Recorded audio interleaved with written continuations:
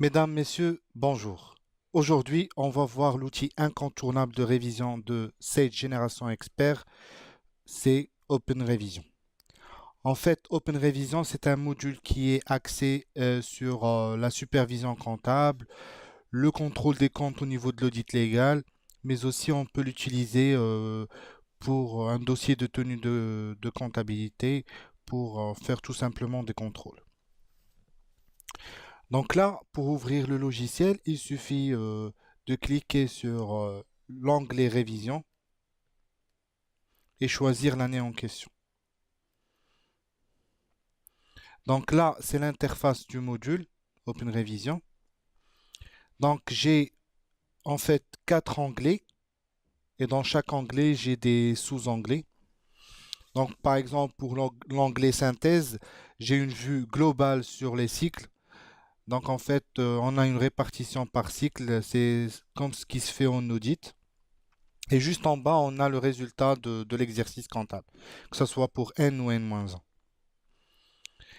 Donc là, sur cette vue globale, on a tout simplement la référence du cycle, le nom du cycle, l'état d'avancement de chaque cycle et en fait les trois, je dirais, les trois niveaux hiérarchiques donc de la révision. Donc on a le premier, c'est le réviseur, le deuxième, c'est le superviseur et le dernier, mais non le moindre, c'est le signataire.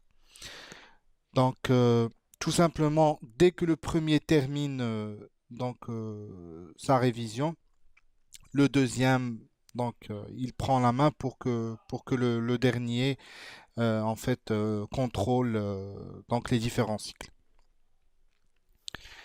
Donc là, pour accéder à un cycle, il suffit de cliquer dessus. Et donc, pour chaque cycle, en fait, on a pratiquement la même chose. On a une note de synthèse, on a une feuille maîtresse, un programme de travail et les différents contrôles qu'on propose par défaut, les différents tests. Donc là, par exemple, si on prend le programme de travail de généralité, donc là, il est présenté comme suit. Donc là, vous cochez si c'est fait ou non appliqué carrément, et vous pouvez laisser une observation pour le programme de travail. Ce qu'il faut savoir, c'est que tout est modélisable, même le programme de travail, donc vous pouvez le modifier à votre guise, ajouter ou supprimer des lignes. Donc là, j'ai une revue analytique. Donc en fait, elle reprend en fait la variation en pourcentage et en valeur. Et vous avez même la possibilité de laisser un commentaire pour justifier d'où provient la variation. Donc on a la revue analytique sur le bilan, sur le CPC, mais aussi sur l'état de solde gestion.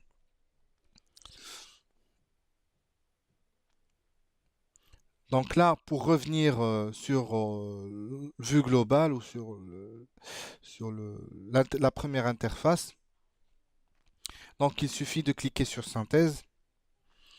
Donc là, j'ai d'autres onglets, par exemple pour la note d'orientation.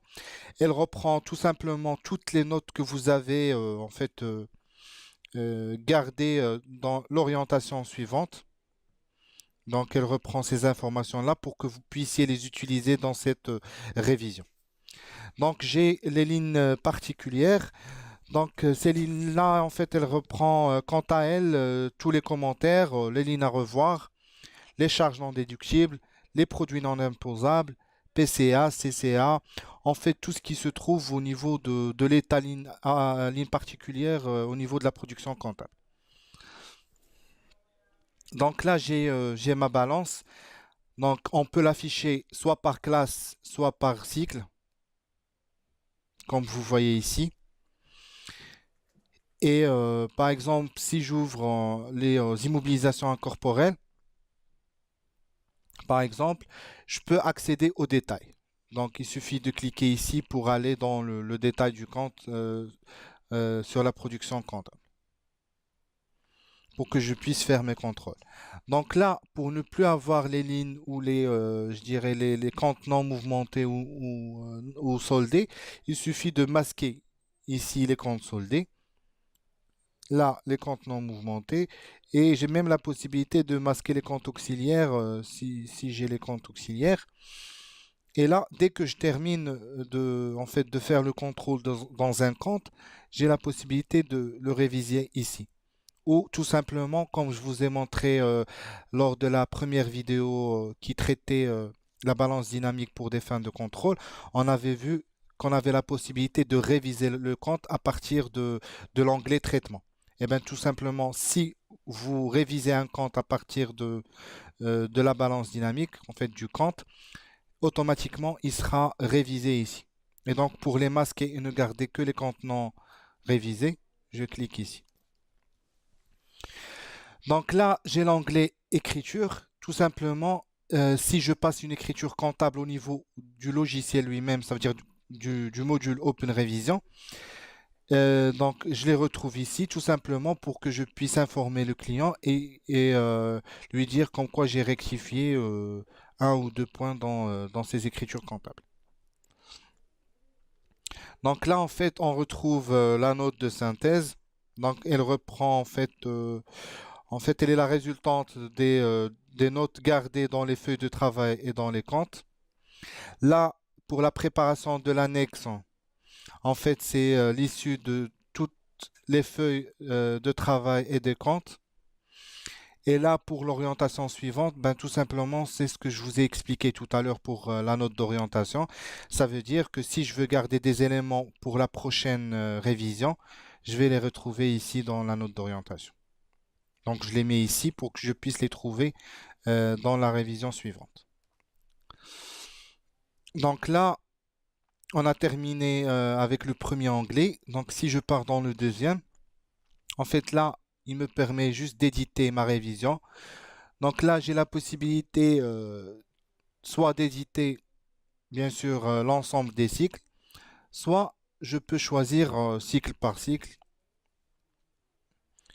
et n'envoyer au client qu'une partie de la révision, le temps que, par exemple, je termine la totalité. Donc là, pour visualiser donc les éléments sélectionnés, il suffit de cliquer sur Prévisualiser. Bien sûr, avant d'imprimer ou de le convertir en PDF. Donc là, j'ai mon cycle généralité pardon, qui s'affiche ici. Donc la première, c'est la note de synthèse. Là, c'est mon programme de travail et là, c'est ma revue analytique ainsi que les différents cycles. Donc là, j'ai la possibilité de changer la cross-ref. Donc si j'applique dans mon cabinet une cross-ref bien particulière, ben, j'ai la possibilité ici de la modifier. Donc tout est modélisable comme je vous ai dit tout à l'heure. J'ai même la possibilité d'ajouter le nom du cabinet ainsi que le logo.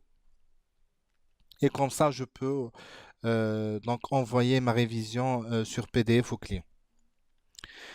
Donc là, dans l'onglet PDF, préférences, donc là, dès que je crée en fait la révision, je dois choisir les collaborateurs qui doivent travailler sur chaque cycle. D'accord? Que ce soit en tant que réviseur, superviseur ou signataire. Donc, si je veux modifier ces éléments-là, je dois les faire sur l'onglet Préférences à partir de cet onglet-là. Là, j'ai le mode de travail. Donc ici, j'ai pas mal d'éléments dans le mode de travail. Pour ce qui est du journal par défaut, donc si je veux comptabiliser directement à partir de l'Open Revision, donc je choisis le journal dans lequel je veux mettre mes écritures comptables. Donc là, je choisis le nombre d'exercices à comparer. Donc ça peut aller de N-1 jusqu'à N-5. Ici, la période de comparaison. Donc soit je peux comparer deux périodes équivalentes, comme je peux les comparer en fin d'exercice. Et là, j'ai pas mal d'options, par exemple, présenter les écarts en valeur ou en pourcentage et ainsi de suite. Donc, vous avez pas mal d'options que vous pouvez activer ou désactiver. Donc là, j'ai la possibilité de masquer un cycle. Donc, il suffit de le décocher pour qu'il n'apparaisse plus au niveau de l'onglet Vue globale. Donc, si vous ne voulez pas l'utiliser, d'accord? Et là, le dernier, mais non le moindre, c'est l'onglet modèle. En fait, l'onglet modèle, tout simplement, c'est l'onglet qui me permet de faire ma modélisation. Donc, c'est là où je peux carrément changer le modèle. Donc, ce qu'il faut savoir, c'est que le modèle que nous proposons par défaut, il est tout simplement fait sur Excel. Donc, vous n'êtes pas censé connaître ou maîtriser l'informatique pour que vous puissiez modéliser le modèle. Il suffit tout simplement de connaître Excel d'une façon, je dirais, basique, bien sûr avec des éléments d'OLE. C'est ce qu'on avait vu la dernière fois. Donc, et tout cela, on peut le voir bien sûr en détail dans des prochaines vidéos.